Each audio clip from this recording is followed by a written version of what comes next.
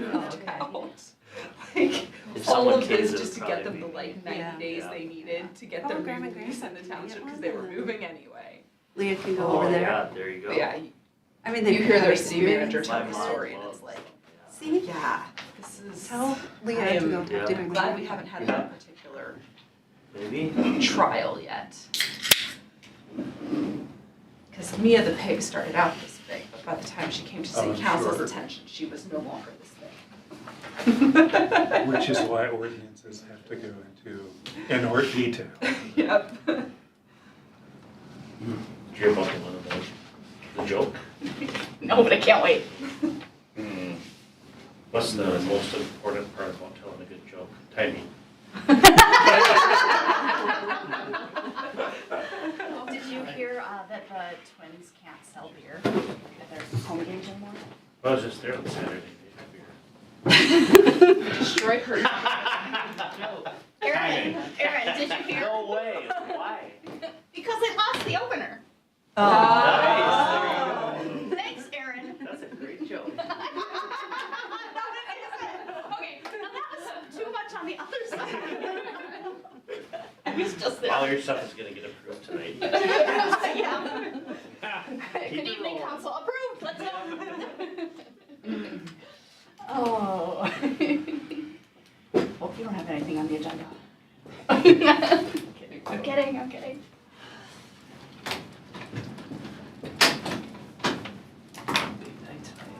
Yeah.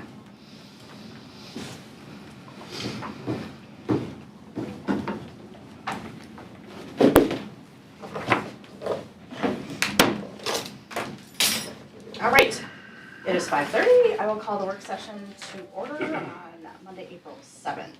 Right, up first, we have the city manager's report, Mr. Mareck. Good evening, City Council. A couple of updates. Just a reminder that Steve McDonald from Abdo will be here at your next meeting to present on the 2024 audit. Special thanks to Lynn and her team for working through that. They did a great job. Fire Station Public Services Facilities Tour prior to the work session will be on April 21st. So Chief Trimbo and the team will be running through all the improvements that were made for our building project. And then Andrew, along with Paul and Jordan, will be running us through the main building and then Lions Park and the downtown building so that the city council can collectively take a look at our facilities in preparation for an additional facilities conversation on the 21st and then our listening session scheduled for June 2nd. As the council knows, we have a vacancy in public services and utilities. So our entry level position as a utilities technician and kind of our more senior person as a utilities technician 2. If you remember, we were looking for a utilities tech 2, just had an awful hard time filling that, and so I think it was last fall we ended up hiring 2 entry-level utilities technicians, and so with that vacancy, Andrew and the team have been talking about that, so I'll throw it over to Andrew on some perspectives, kind of next steps forward. Yeah, so we're kind of looking at other cities, kind of what they're doing. We're kind of forming our team. Me and Jordan finally getting some time together and seeing kind of what our needs are in the department. And we would like to post for a higher experienced operator. Hopefully we can get the utilities technician too, just so we can have a little stronger utility team. And then I think it would make sense after that as we look towards the future of having a strong team, and then we can get those younger guys or less experienced operators to coach them up. And we have vacancy savings from other positions, so we should be able to cover that in this year's budget. So we're hoping to announce for that position early next week is the plan. So, Brent, do you think we're competitively positioned there for wages? I do. Okay. When we hired last fall, we were still using our old pay system. We advertised that they'd be moving to the new pay system. But now we have this range in place, and then frankly, we had got some great feedback with hiring Andrew and Jordan, and so we've made some changes to our application process. We brought our application down from 6 pages to 3 pages. Vicky did some work to make it available online, so you could kind of fill out the form right there. So this, we're exploring different ways to kind of, I would say, advertise or sell the position to folks. That we kind of alluding to what Andrew said. It's a fun position. You're going to be part of something where we're building something that's we're not fully built out. It is what it is, and all the meters are in, and you just kind of maintain the machine. There's an opportunity to be creative and build something, which most people will seek if provided the opportunity. So Great. Another shout out to Lynn and the finance team. Also some help from public services. I know Paul Schultz did a lot of work with this, met the requirements for reimbursement from the 2024 flood event, which tells you how much work went into that since we're almost in June of 25, and we're just nailing that down. So payments are anticipated to be received later this year. Andrew and the public services team, with help from the engineering team, are working kind of on I would call it a side project to look at pavement work on Old Carver Road. If you've noticed, there's been some kind of unraveling to that pavement condition, primarily from River Bluffs, the River Bluffs neighborhood towards Chaska Boulevard, or County Road 61. And we do have some money set aside from Carver County when we took that road over from them. We are wanting to do that project as a whole, so that's why we're only kind of doing or suggesting the spot repair. We're applying for grants, namely the local road improvement program through MnDOT, and being able to show that the kind of construction corridor, if you will, runs from one county road to another county road is a kind of a major benefit to our grant application. So we want to stay consistent with that, but we're hoping to have something to present to you at your April 21st meeting. As things go, our facility rental policy update has been about 2 years since we've last taken a look at it. So Brenda and Dave are taking a look at that, and sometime later this spring we'll have some suggested amendments. And then Carver on the Minnesota is going to be presenting to the Historic Preservation or Heritage Preservation Commission on Tuesday, which is tomorrow. Provide a little background to the HPC, as well as maybe looking to see if there are any partnerships that the two groups can initiate to work together, since they have roughly the same goals. So, Is this with regards to their oral history project that they're working on, or is this more general? I would say probably a little bit of both. Okay. I know they're working on that history project. This idea came up. Carver in Minnesota is kind of struggling for membership, and so there was just an idea of bringing the two groups together, maybe to create a stronger foundation for leadership within those groups.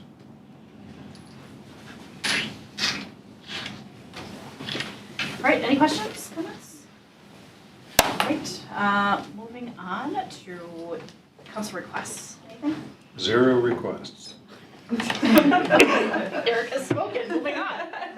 Oh, I assume you guys don't. No. No, okay.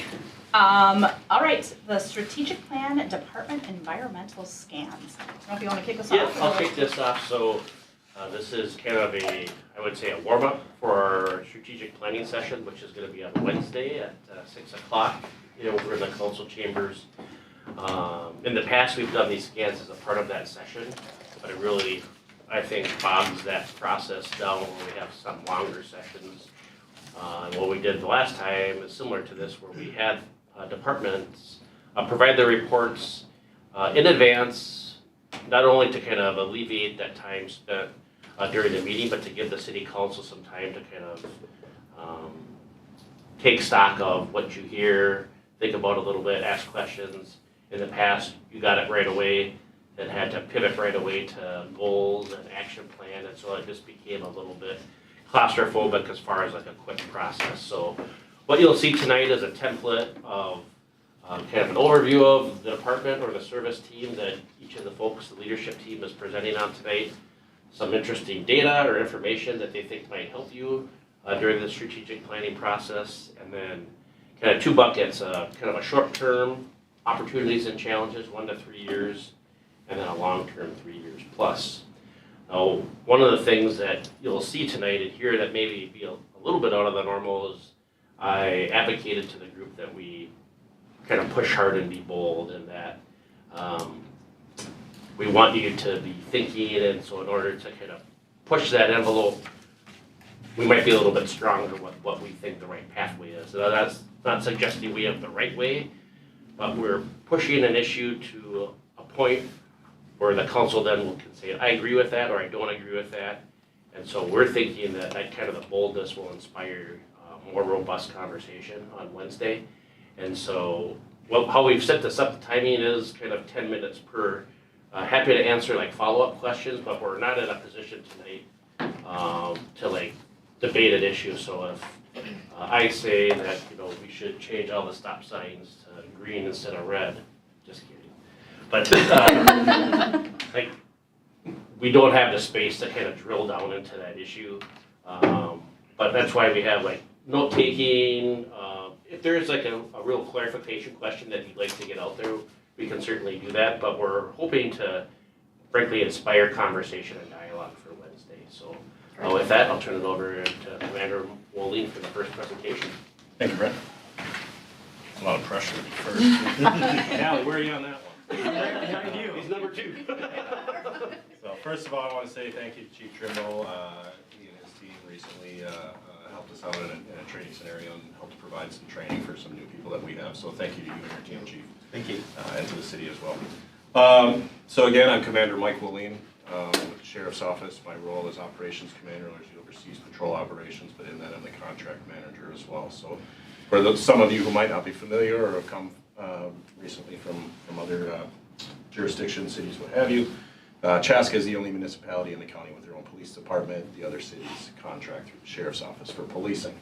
So when we get into roles and responsibilities, by statute, the sheriff's responsible to preserve and keep the peace, apprehend felons, serve court orders, drag drown bodies, and search for lost persons.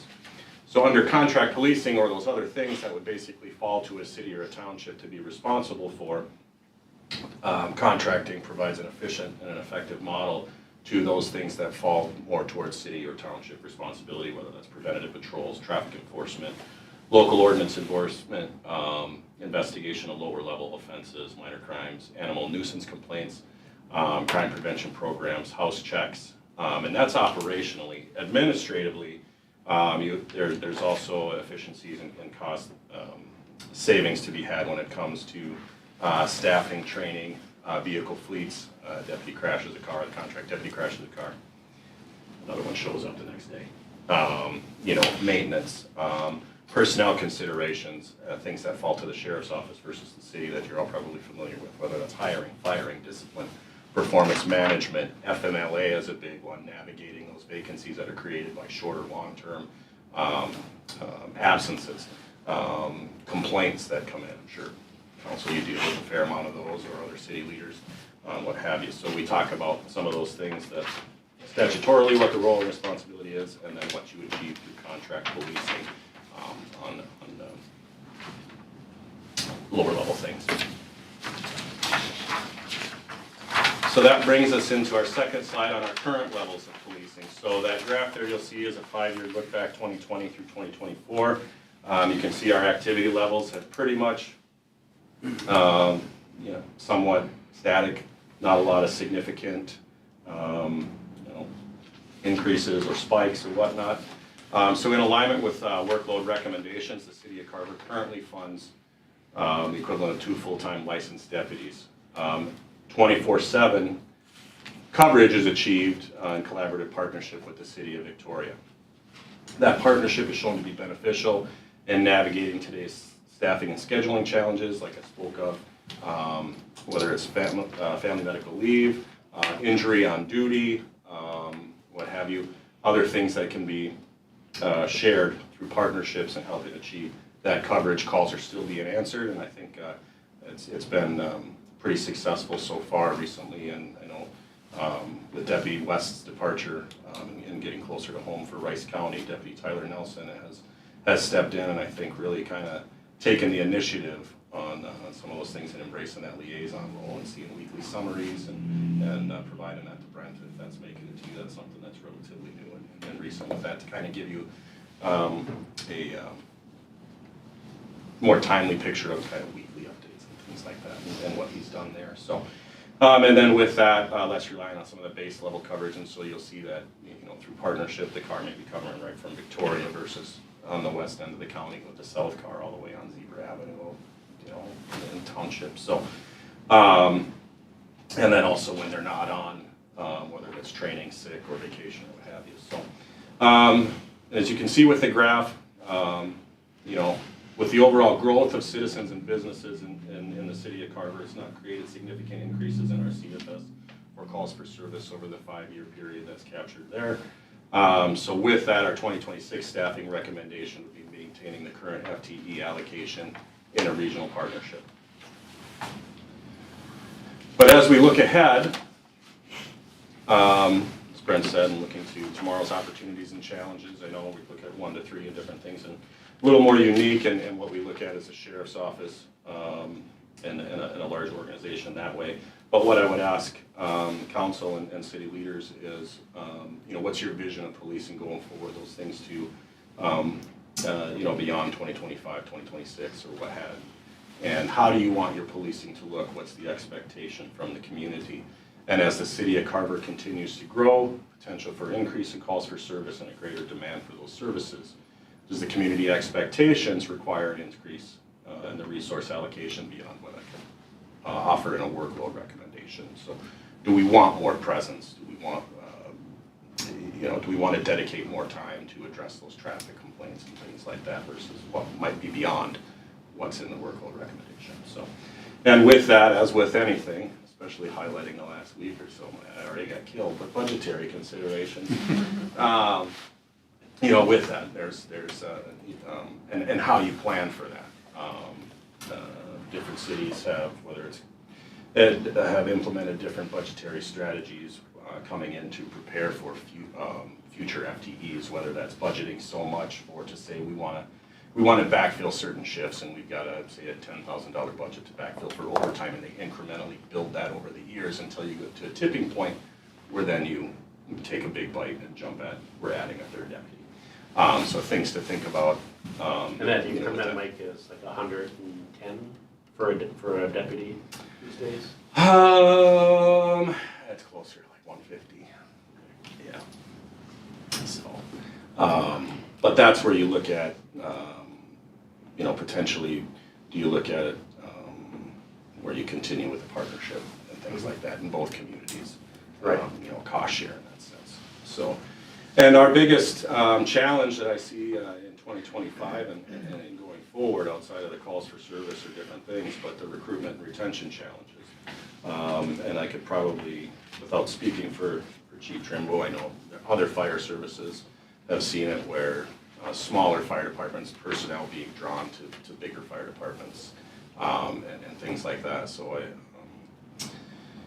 maintaining a competitiveness, as you asked, relation to public services as well, but the need for the sheriff's office to remain competitive in wages, benefits, foster an opportunity and job satisfaction in our patrol areas to meet some of those challenges and keeping our employees engaged with that. And so that's one of those biggest, at the sheriff's office level, where we see through the contracting and those costs that are then borne through the contracts, and will those fall back to you.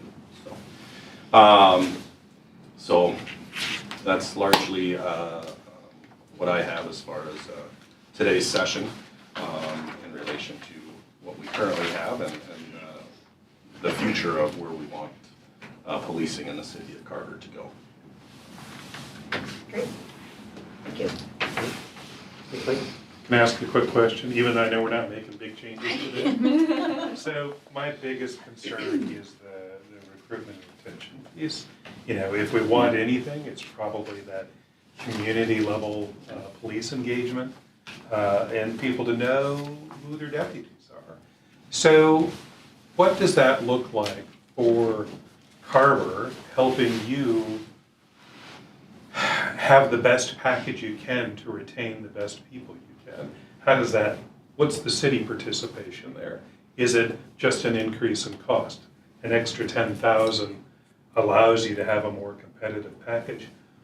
What can the city do to help you in recruitment and retaining deputies? You know, and again, in my opinion, Yeah. I think moving to the regionalization partnership has helped. Yeah. When Deputy Chafin was here, and it was solely just Carver, it could get pretty small at times. And so the opportunity to expand a little bit of the patrol area, as you can see through, you know, the monthly reports that you get, or even the weekly reports, the calls for service. You know, we're not so busy that it's call to call. There's a lot of opportunity for self-initiated activity, but those nights in February can sometimes get pretty slow, and so the opportunity to have a little bit larger patrol area, being responsive, things like that. So I think that is, at least for some of our deputies, well, I can't speak for them all, you know, some job satisfaction on that and what we can offer there. You know, it's a good question. I'll have to take that back to my team a little bit and see what else, you know, that we can bring back. And because what we like to do is if it was, you know, initiatives that one city has to offer, is that potentially something that we can look to carry into other contracts, right? I'll speak to it kind of on a different end, but when the mayor had inquired about, or not the fix-it ticket, but the headlights stuff, right? So that started on the mayor's ask and looking into that within the city of Carver, and that was an initiative. That's something that we carried out to the remainder of our contracts, and so a number of our deputies have been handling those out in different things, and so. So you get pulled over for a headlight, you get a Yeah. ticket to take it somewhere. Take it into a shop or whatnot. So when we look at, you know, that question, what can the city do, you know, or what other initiatives, and then what can we potentially carry beyond Carver to continue to recruit, retain, and foster that. So. Well, your success is our success, so what we can do to help, you tell us. I appreciate your support, council. Thank you. Thank you. Thank you. Your turn, Chief. Thank you. You want me to stay for support? Do you want to stay? First done means first to go. They might roast me, so. Stop. All right, thank you all for being here tonight and get to hear me talk about the best department in the city. As you know, Carver Fire serves the city of Carver and 2 other townships, San Francisco and Dahlgren. We service 32 square miles. I have a staff member of 30 current members with the hope of hiring 2 more on. We currently have 2 in the hiring process. Just a side note, I think if you average, the fire department's the largest department in the city. We have 30 staff members, and I think total staff currently is 54. That maybe increases over the summer with seasonal help and things like that, but you know, with our hope of going up to 32, that's just a lot of people to manage. So we operate a paid on-call fire department. We manage a duty officer from 9 p.m. till 6 a.m. and then several days during the week, depending on availability and things like that. We do run a daytime duty officer from 9:30 a.m. till 3:30 p.m., mostly Tuesday through Thursday. And then we also play critical roles, like I think if you think of the flood event, the fire department was almost down there. We were down there every day managing that. So just talking about 2024 numbers, down a little bit from 2023, so that's good. So we did 314 call-outs. That average, our total fire department time spent on calls was 3,885 hours, 130 hours per staff member, or 10 hours per month. That number is going to come in relevant a little later. Fire suppression, if you can think of fires, we had 14 calls for fires. Some of those were mutual aid, but 4% of our calls were fires. Fires do double every minute. Medical emergencies, we had 199 calls for medical emergencies with 2 cardiac arrests saved last year in 2024, so we're pretty proud of that. We had one of them come up to the department and talk to the team, and that really gets them going. If you think of a cardiac arrest, or if you think of when you call 911, what happens is the call goes to Carver County Dispatch, and then it gets transferred to Ridgeview. And then if they need the fire department, then they transfer it back to dispatch. So you can think of probably a couple minutes in there. And then by the time they page out the fire department, we're probably almost 5 minutes into that call. So if we don't have a duty officer on or things like that, by the time we respond to the station, that could take up to 5 minutes. So now you're 10 minutes from the time that person went down to the time the fire department gets to the fire station. And then we still have to drive to wherever we're going. So this is city of Carver, we're probably there in a couple minutes. But if we're out in some of the township areas, it's a lot longer than that. So when we do have a duty officer on, it can cut that time down significantly. So motor vehicle accidents, we did 13 calls, or 4%. Hazardous calls, this is things like gas leaks and CO alarms, people leaving their stoves on, things like that. We had 4% of those calls last year. And then 74 other calls, 23%, that's just, lift assist or someone, alarms are going off, but there's no hazardous conditions. Mostly dead batteries, things like that. Dog stuck in the mud. Dog stuck in the mud, yep, we got them on here. So, any questions related to 2024 responses? Do all the fire vehicles, everything, command vehicle, do all of them have an AED? Yeah. Okay. Well, like our tanker does not, but all the command vehicles do, so that's 3, and then all of our engines do, so that would be 3. So we have 6 that we operate. Okay, so anything anyone's likely to already be in driving around if that were to happen? Correct. Okay. Yep. So another big responsibility of the fire department is training. So in 2024, we trained roughly 2,500 hours, 7 hours per member per month. So we train on things like fire suppression, right to know, bloodborne pathogen, respiratory training, search and rescue, auto extrication, medical training, hazardous conditions, pump operations, health and wellness, and much more. If you can think of it, we need to sign off on everyone's training every 3 years. So they need to meet so many hours of training per member. And if you can think of it, our members only have to come to 50% of the trainings.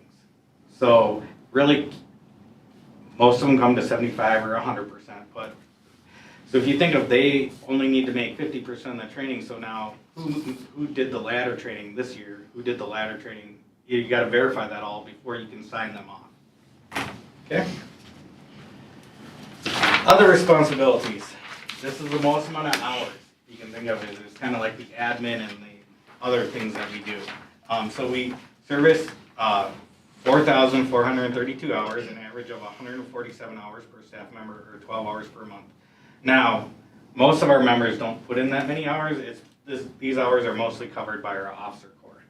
So we do public safety education, inspection, plan review, emergency response planning, maintaining and managing our apparatus, gear, things like that, pre-planning, commercial properties, and special support to things like steamboat days, the flood event, and other things. If you can think of like our SCBA, or our self-contained breathing apparatus, we need to sign off on that weekly. So we need to go up there and inspect that each and every one of those are working and operating properly on a weekly basis, and then on a monthly we need to do more of a larger test on that. So that means pulling them out of each apparatus, turning them on, making sure that they work, putting them back in. So How many officers do we have? Currently we have 4 chiefs, and we have 4 captains, and we have a fire marshal. So that puts us at 9, and then we do have an administrative assistant. We did lose 2 of the captains, which we're hoping to repurpose them into lieutenants to help serve our needs better. Now the fun page, 1 to 3 years. So if you think of the fire department, losing members to other departments. If you think of 5 years ago, this really wasn't an issue. If you lived in Carver, you probably were on a fire department in Carver. Nowadays, you can live in Carver and be on Chan, Eden Prairie, Chaska, because they don't have the miles requirement, so what they operate is a duty crew model, meaning they just are scheduled to work 20 hours a month. They go there, they respond for their 20 hours a month, whether it's overnight or whenever, and then they leave and they go, and they meet their qualifications, right? So they go there during their duty hours, they get their training in, they get their everything that they need to, be a firefighter. So if you think of my staff works an average of 29 hours per month on average. There's, they can schedule 20, or some departments are different, like Chan might be 30, but that's how they're really doing it. So if you think of today's people and their busy lives, they can schedule their time. So they're not leaving their kid's birthday party, they're not leaving work or things like that. They're just going there, working their hours, they're going home, they're doing it. Another big thing with this is, not to be mean, or wish any bad ill on anybody, but firefighters like to respond, right? They like to go to the situation, they like to go to the medical calls, they like to go wherever. Where Carver, you're getting 5 to 7 calls a week, you could get 3 to 4 calls a night in one of those shifts. So you're really able to kind of get those at-bats, whether it's medicals or car accidents. Not saying anybody wants a car accident, but they like to go cut up our cars. I mean, that's what those tools are for, so. You didn't become a firefighter to sit in the firehouse. So, and the other cities, no fault to Carver, but can offer a much more aggressive retirement plan. So city of Chanhassen, I think, is at $8,400 a year. City of Chanhassen's at $9,300, going towards their retirement. So where Carver, you put in, we've been pretty aggressive with our thing recently, so thank you all for that, but other cities are a little bit more aggressive. What are we at, like 75? 52. We're 5,200. Okay, thank you. So, as the city of Carver grows, we're gonna have more call-outs. So if you think of trying to keep our staff without burnout, with more commercial, more apartment buildings, with those couple more apartment buildings coming in, we're anticipating our 2026 numbers coming in at anywhere from 380 to 400 calls, just with those addition of those 2 apartment buildings. And then as we think about both John Lenson's property and developing south of town, that's going to be a lot more rooftops. So really making sure we're prepared for that growth in the future. Doing more with part-time staff. So meeting the needs to manage a fire department with only part-time officers. And I'll say this with all the love in the world. I want to tell you guys, the city of Carver needs to start thinking about a full-time chief. And I'm not selfishly thinking of this because it's not going to be me. I love my other job way too much, and I just don't have the time to dedicate to it. So when you think about it, the 4 chiefs that we have average 79.3 hours per week. So that's them stepping away from either their full-time job, or we are lucky enough to have one chief that doesn't have, is kind of semi-retired. So we're all putting in this time either semi-retired or away from our other jobs. So Can you give that number again? Did you say 79? 79.3. When you add up all 4? When we add up all 4, it's, Okay. yeah. So if you divide that number, so like I 25 hours a week, my deputy chief is 20, my assistant chief is 15, and then Okay.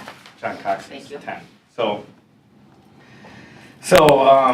maintaining things like making sure all of our SCBA records are kept up, all of our training records, making sure that all of our apparatus it's a lot of responsibility for someone to be doing on a part-time basis.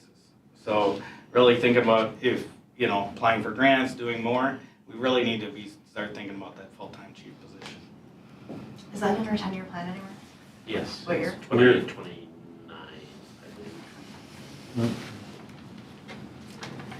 So, and then another big thing going on in the fire service is managing mental health and PTSD.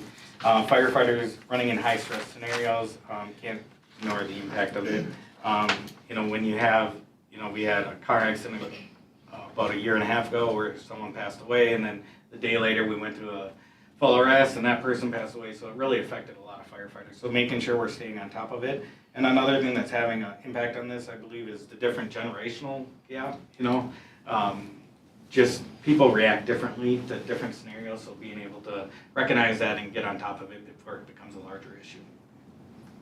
Any questions?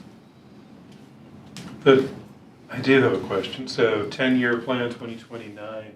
What do you think about that? Waiting to 2029? I think it's probably a little too far off. I think we need to move that up. Okay. Like, I don't think next year would be too soon, if that answers your question. Like, I really think we need to be aggressively looking at this. That's what I wanted to know. All right. 3 years plus. So as we think of capital improvement, you know, the apparatus, more building space, keeping up with the longer demand. It takes 3 to 4 years to, if we order a new fire truck today, it takes 3 to 4 years. So if you think of, you're kind of committing to buying a vehicle with today's technology, that's not going to come for 4 years. So what types of technology and things like that are going to change between today and the next 4 years that's going to have a significant impact on that apparatus. And the apparatus we're going to be replacing in 2030 is going to be 40 years old. Other than Eric, I highly doubt any one of you else have, maybe Vicky, has a vehicle in their garage that's over 40 years old. I was wondering where you were going with that. I was like, whoa. They both have plastic vehicles and I know this.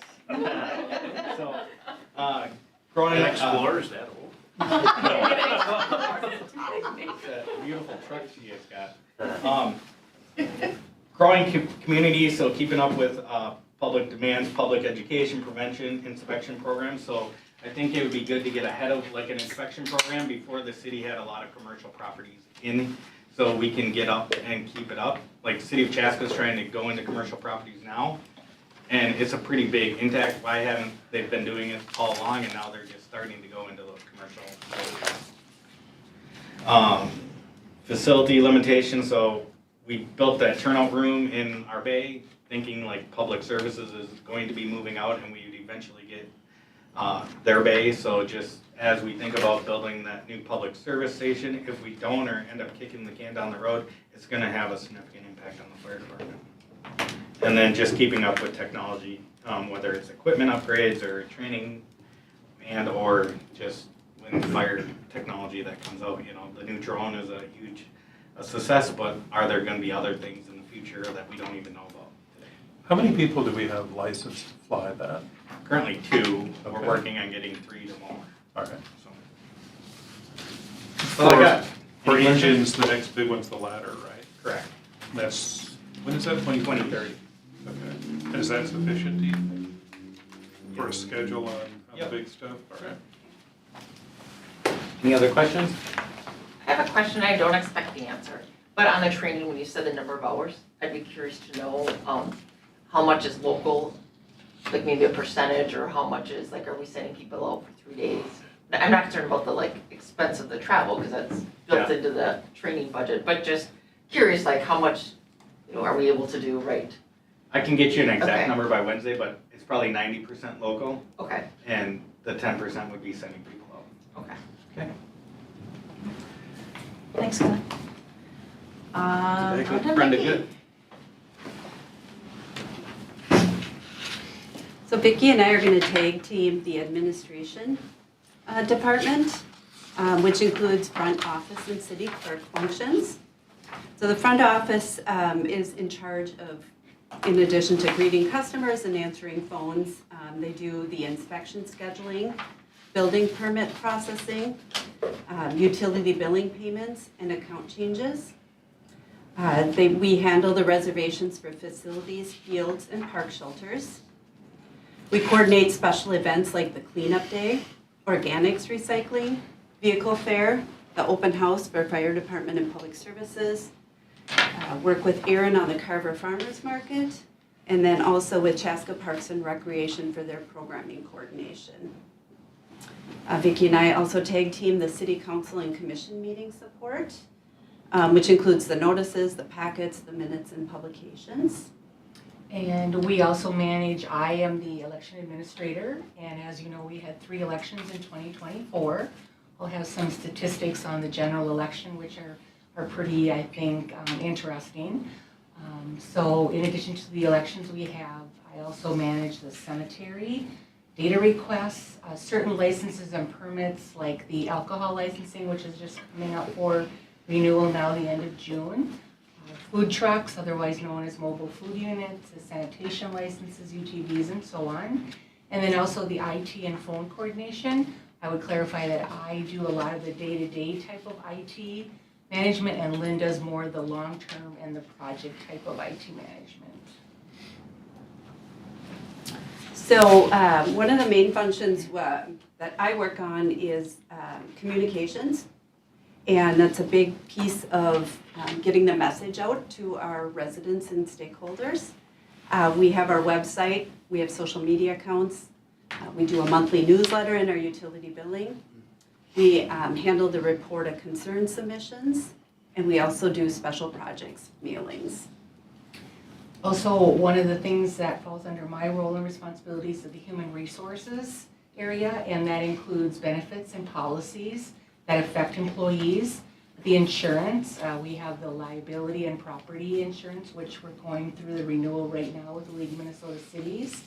And then the Safety and Wellness Committee, which includes the OSHA reporting, like if an employee gets injured, and then I manage all of those reports as well. So some statistics that I've pulled together regarding the communications portion.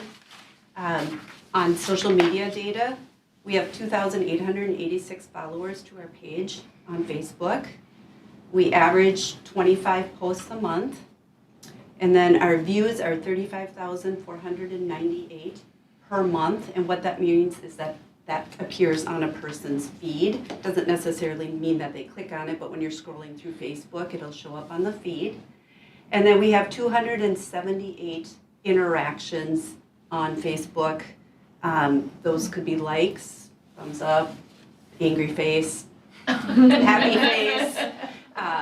Otherwise, people save the content or add comments, shares, and replies.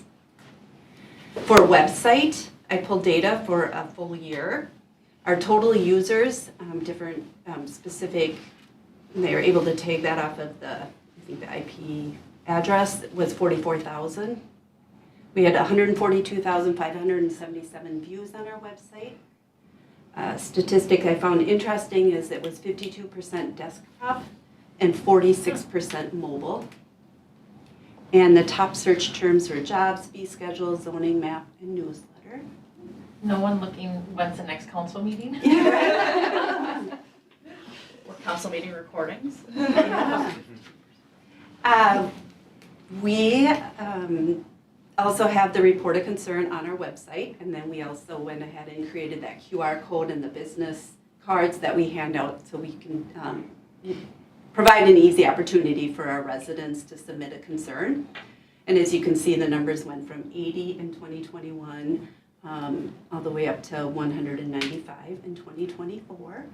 And this year to date, we were at 25 when I pulled the data.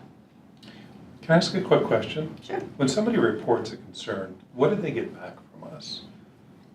So we get notified via an email, and Yep. then Brent and I triage those, and then we would follow up with a response, a call, an email. So, but we definitely connect with them. Okay. And our standard for response is 1 business day. It's typically same day if we can make that happen. But sometimes it just time of day or a complexity of issue. It might be business day. Even if it's just to say, we got your concern, we'll get back to you. Great. Perfect. And then some front office data that I pulled is we're switching from easy facility to event manager. So I'm in the process of creating those reservations. I'm excited about the new program, but one statistic I got from easy facility is that we had 2,275 reservation entries. The majority of them were for the many fields that we offer to the local organizations, but it is definitely a busy activity that we do. Last year we issued 1,024 building permits. So Natalie and Julie had their hands involved with that, supporting the community development and building department. We scheduled 2,677 building inspections, and we scheduled 170 public services appointments last year. I mentioned about 2024. I pulled out some statistics for the general election, which I thought were interesting. We had about a little over 50% of voters that actually came here to the city of Carver to vote in person, and about a little over 35% that voted early at Carver County that managed the absentee voting process, all of which ended up having a total voter turnout of a little bit over 85%, which is a great turnout.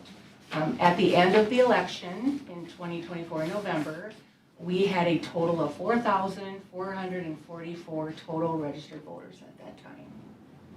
And then there are also a couple of statistics there with regard to the number of permits, and you will see that solicitors and then the mobile food unit tend to be two of the ones that we issue most frequently, with a few large events, a few peddler and transient merchants, and then a few utility task vehicle permit as well.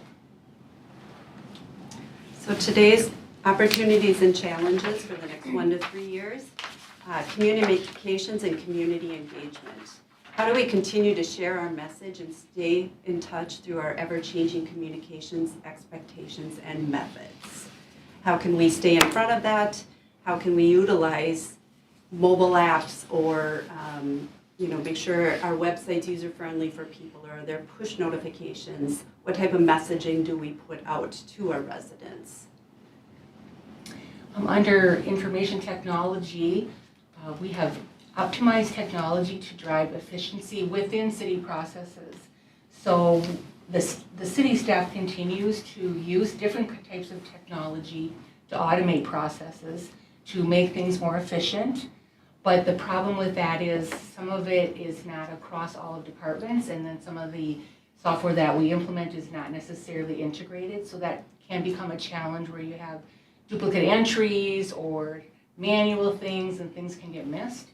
The opportunity there would be to continue to enhance those software applications and to integrate those. And of course that comes with, with a cost. So we would be probably talking about that when we talk about budgets and what would make sense, so we can continue to improve.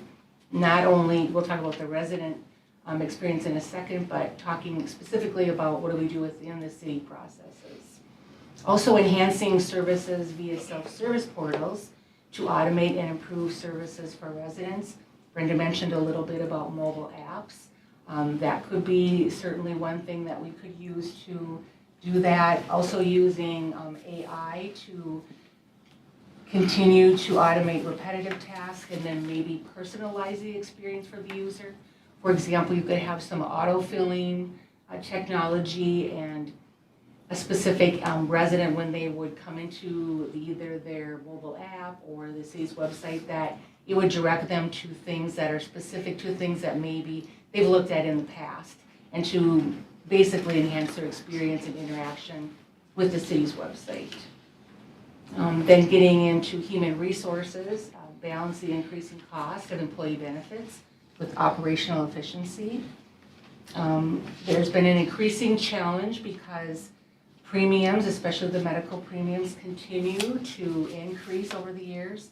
We also get a higher deductible, we have maybe less coverage, which forces us to move from one carrier and one plan to another, because we move to one because it's more cost efficient. And we ended up in a year or two moving back to another carrier because now that particular cost has gone up. So finding a way to really balance that, to make that the most benefit for the employee. And then the second one there is understanding the ever-changing employment laws.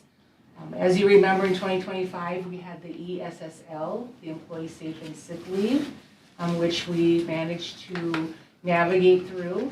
Then in 2025, there were some requirements with, and I won't get into a lot of details, but with job postings. But the big one that's coming up here for January 1 of 2026 is the Minnesota Paid Family and Medical Leave, which is going to affect employees' ability to be able to take leaves, with the city having to backfill those specific positions. So first of all, we need to navigate what does that law actually state, and then write a policy and make sure that that interacts with our existing policies as well. Like we have our catastrophic sick bank, we have the ESSL, and then we also have the federal medical leave, and we have to make sure that they all work together. So that's going to be a really big challenge. One of the opportunities that I would like to throw out here similar to Callie, is I think at some point we need to think about hiring an HR generalist, just because of a lot of the issues that come up with HR that have to do with laws and making sure that we're compliant with those, but managing all of the policies that pertain to not only employee benefits, but when you're talking about CDLs, we have a clearinghouse that we need to be responsible for. With the OSHA, first report of injuries, and the OSHA, there are certain reports that you have to file for OSHA each year. So there's just a lot of different things that continue to add up with employment law in general. And then moving ahead to tomorrow's opportunities and challenges. As our community grows, the needs and expectations to connect with our residents will increase. And staff will need to continuously explore platforms and tools for consistent, timely, and relevant messaging. We want to make sure we have information readily available to our users. We want to make sure that it's compliant. Right now, do we have to look at different types of languages that we're putting our message out into? And as I touched on earlier, are there different types of tools that we should be utilizing? And then under information technology, we have managed network systems by utilizing specialized software and knowledge to expand cybersecurity, increase scalability, and perform preventative maintenance. As most of you are probably aware, Lawful provides some of these services for us. They offer desktop support, managed IT services, but there's just so much more. When you think about risk management, data protection, the different types of software that we have, thinking about public services and the specialized software that they have, that they need to have support for. When we have new employees, what are their needs? The fire department continues to want to use different types of technology that can help them do their job better and more efficient. So I think at some point, I think in the long-term plan, it's slated for 2031 is hiring a full-time IT professional. But like Callie mentioned, I think that maybe that's a little bit too far out there, and we may need to look at moving that up just because of the nature of everything that's going on with information technology today. And then last, human resources would be optimizing benefits to support employee well-being and professional growth to retain employees. We need to continue to have competitive compensation, which I think we've done a good job, a good start with the Pay for Performance program. Thinking about recognition, appreciation, career development opportunities, and so on. And Callie mentioned about the fire department and their need to have a competitive compensation. So I think the goal here is to make sure that we remain competitive and look at those opportunities as they present themselves. And one of the challenges here is the workforce is shrinking due to aging population, and it's harder to hire skilled labor with specific experience in some areas, and I think we've experienced that when we've tried to hire for certain positions, and I don't think that that's going to get any easier to do in the future. That's all I have. Thank you. We're gonna bypass Erin, just in case we go long, because she'll be here for the regular meeting. She volunteered to do that. I did. Her face isn't saying that. No, I did. I have a text to prove it. Yeah, okay. So we'll go to Erin Okay. and Andrew. All right.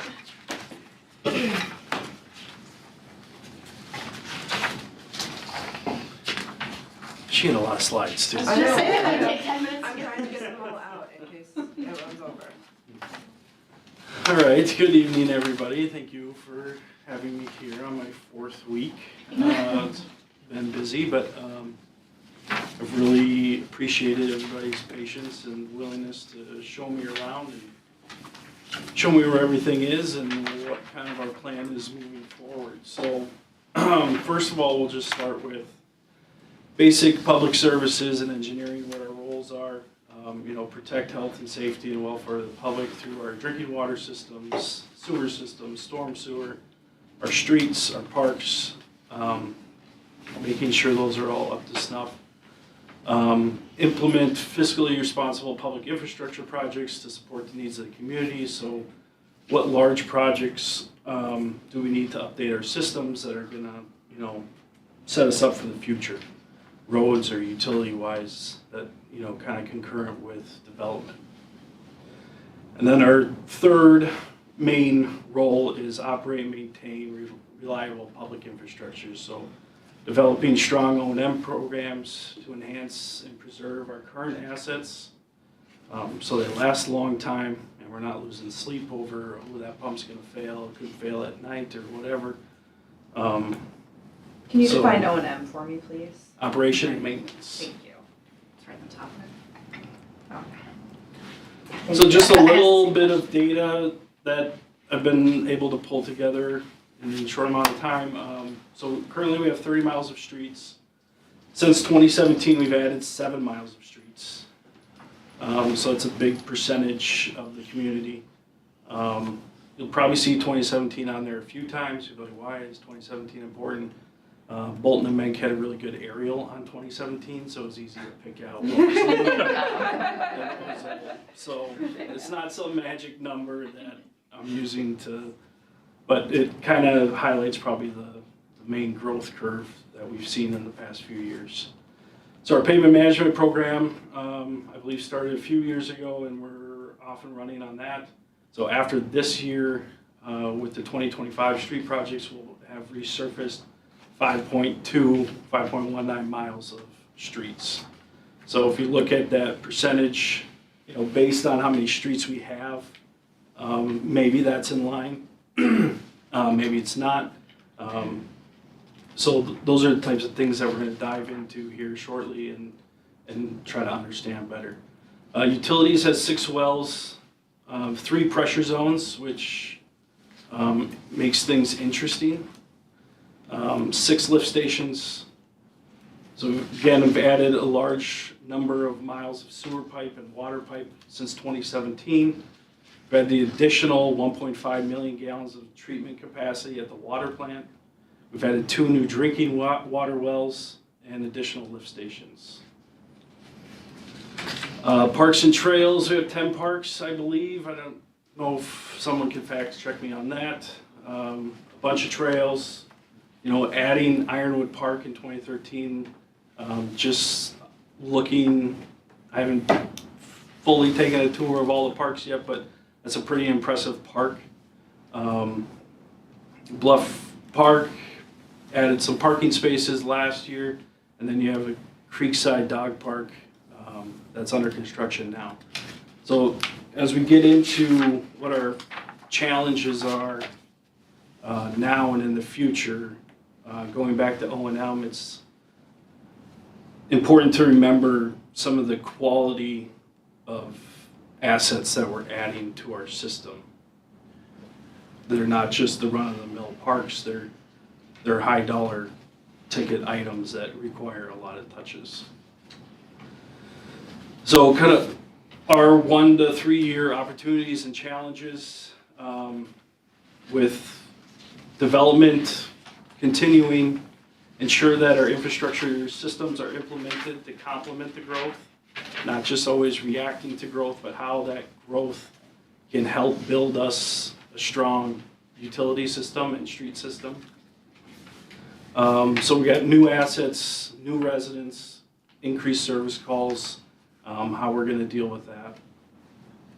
Another opportunity and challenge, we have land acquisition, where the future public services building is going to go, where the second water treatment plant needs to go. So looking at strategic locations for those. And then we have our capital project delivery that Erin can probably speak to a little bit. Yeah, so we've obviously been tracking a few of these big ones. The Gateway to Carver project, which is the County Road 40 turn back, which we talked about earlier tonight. That'll be a very instrumental project for downtown when we get into that area. Obviously the Southwest Utility Extension project and getting that trunk sewer pipe under 212, that'll really open up kind of the 2 final large growth areas of the city. So that's, in my opinion, a near-term item that we should be looking at seriously, which the council has been doing. And then obviously the levy project, so really looking to get that project off the ground and into construction here in the near term. So those are kind of the big ones from a capital project perspective as we see it. So we got our big projects, and then we have our day-to-day projects, continuous operations and maintenance. And I think we have a great opportunity with new staff and young staff to improve on those so we can get the most out of our assets. If it's streets or pumps or lift stations, anything that we can make last longer is good. So we'll be looking at that closely. And we want to be proactive rather than reactive. So we get our pumps and our wells on a schedule and we stick to it so they're not failing when we need them most in the summer. Then we can reevaluate our staffing plan to meet the needs and demands of the growing city. Where are staff going to be most useful or most needed as we grow? So I think we'll take a look at that and figure out maybe the reorg of the Public Services Department, just kind of the staffing hierarchy or where we best think positions are going to be needed moving forward. Go back to that slide. I just want to point out something, like this is a real big piece on the staffing plan, and just want to, I think it highlights kind of a new set of skills that we have with Andrew. He's a very patient thinker and has asked great questions that I think, not being here for over the years, he's had some real great insight. And so we have planned to hire this mechanic. And so one of the things that I said is, we're kind of teed up for you to start a mechanic hiring process. And I think most people, you give them an opportunity to say, like, you can add something, they just kind of do it as a routine. And so this reevaluation comes into place where Andrew said, well, if you look at our facilities, like, we don't really have a designated maintenance bay, like, where would we put this person? There's not an office kind of off of our shop for them to go, so, like, I don't even know where I'd kind of put this person. And so that was a big aha moment for me. And that's not, a representation of the team that we've had prior to Andrew, but I would say it highlights an opportunity to have, like, this fresh perspective that when you have these plans in place that they're updated every year, there is some inertia to, like, keeping it relatively the same. And so to have Andrew's perspective and to, like, pause and ask, I think is going to help not just with the staffing, but evaluation of some of the other capital plan related to infrastructure coming up in the next several months. Andrew, what was your perspective on city managers? This is my first one. Brent said no questions, that's why. One thing I just want to add is a theme that we're all hearing tonight is growth. And that's something that's, from an engineering perspective, it's very hard to stay ahead of the growth curve.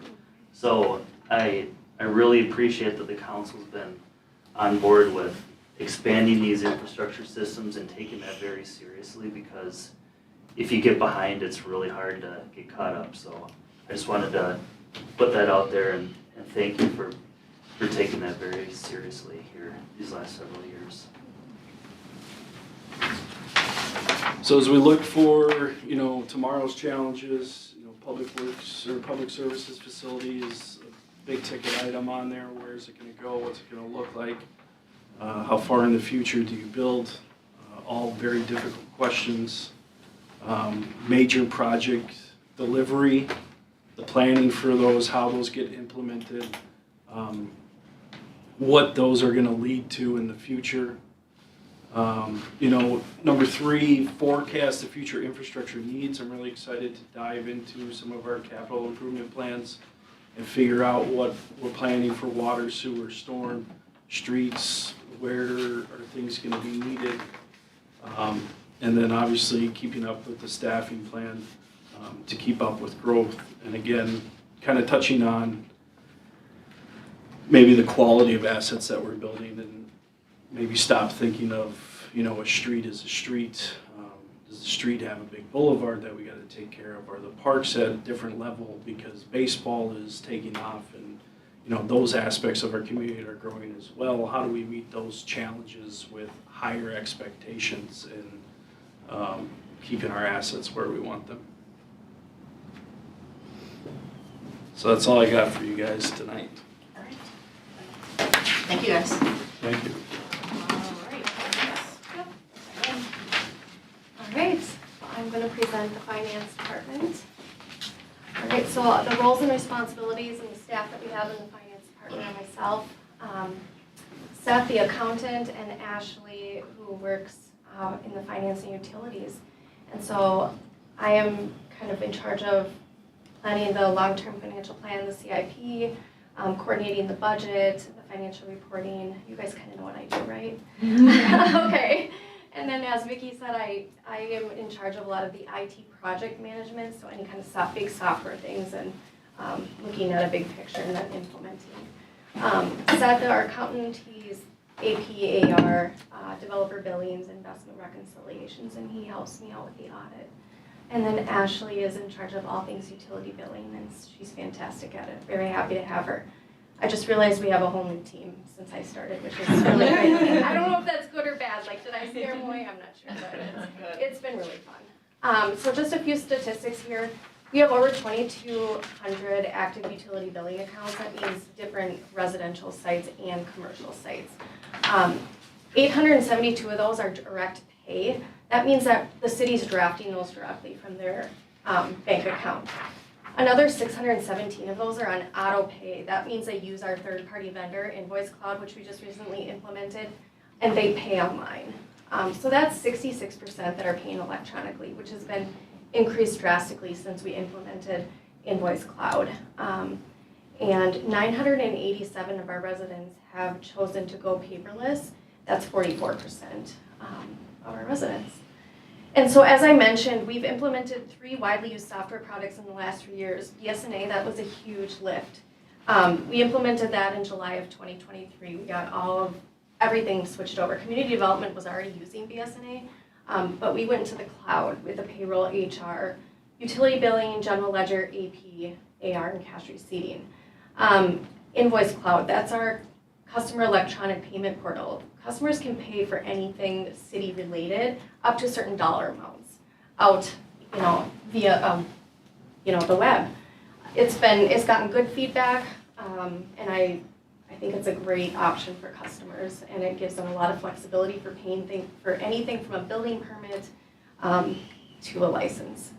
Laserfiche has been fantastic for all departments, electronic document storage. When I started here, everything was in paper in the finance department. So, and then it gives people across the city more flexibility to research documents as well. So, we've issued 1,500 checks. We issued 1,500 checks, not including payroll, in 2024, and then processed over 1,000 payroll checks. When I say that, I mean direct deposit. And just a note, we did take over we took over payroll in 2023. If you remember, ADP was doing payroll for us. It was a service.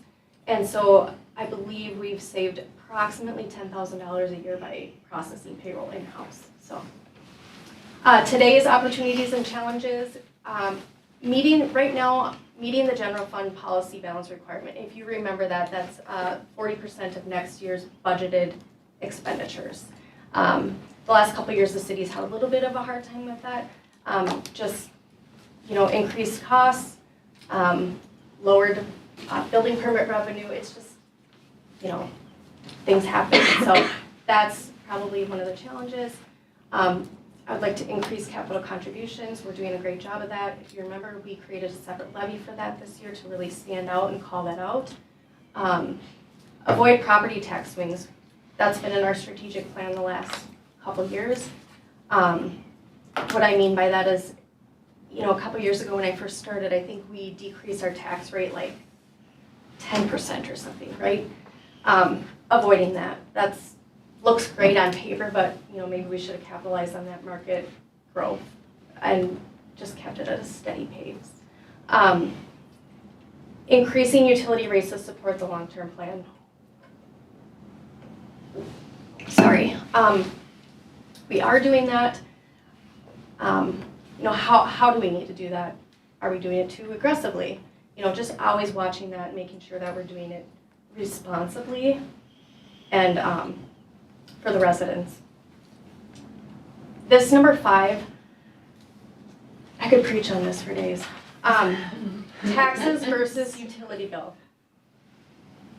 I would love to educate. I would love to create like a citizens academy or something on teaching the residents the difference between enterprise funds and the general funds. Well, what do my taxes pay for then? Well, what does my utility bill pay for then? When they call up and they're angry about their utility bill. So somehow getting knowledge out there to the residents of Carver. And after thinking about the 2024 bond that we recently just took out, getting a debt study done and making sure that we have a plan for the next 10 years, not only for long-term plan, but for debt, and keeping that debt kind of like our debt payment levy or debt levy steady.